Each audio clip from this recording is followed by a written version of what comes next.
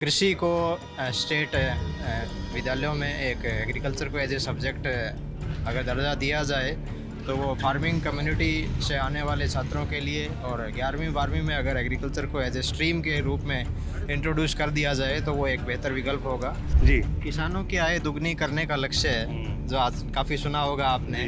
तो उसमें एक सुझाव है कृषि छात्र होने के नाते मेरा, अगर एक डिस्ट्रिक्ट में एक केवीके हो कि जिससे हम किसानों की आय दुगनी करने में, दुगनी तो नहीं कह सकते हम, किसानों की आय बढ़ाने में एक संभव मदद हो सकती है।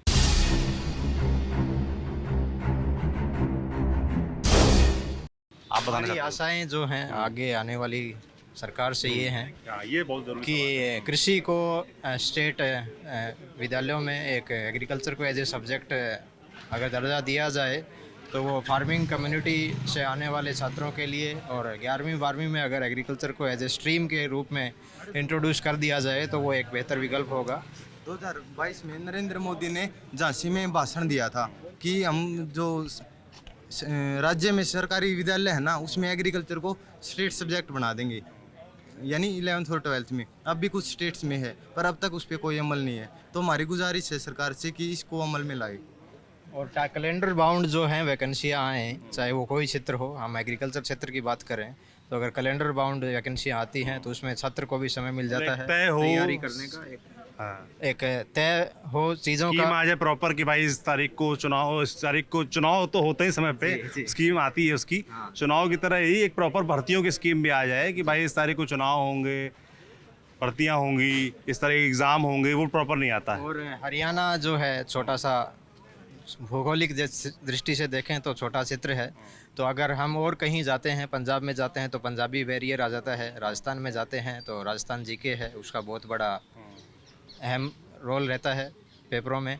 और उत्तराखंड और हिमाचल जो है, इनमें जो है स्टेट डोमिसाइल का इशू है, तो हम और कहीं जा नहीं सकते। पर अगर हम हरियाणा की बात करें तो यहाँ वैकेंसियाँ जो होती हैं उसमें हमारे को जो यहाँ से प्रेफरेंस दी जाए तो उससे हमें रोज़गार यहाँ बहुत अच्छे तरीके से मिल सकता है।